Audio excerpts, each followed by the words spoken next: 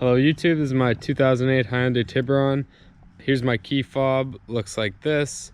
I just changed the battery, and now when I hit the unlock button or the lock button or the panic one, it doesn't work.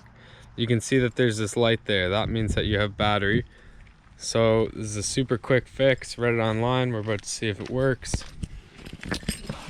So you have to get in the car, shut both doors, turn the key to accessory, and then you're basically going to hold down the unlock button until you see your blinkers flash up there. So hold down, should be good. Might take a few more seconds. I'm holding it pretty close to here.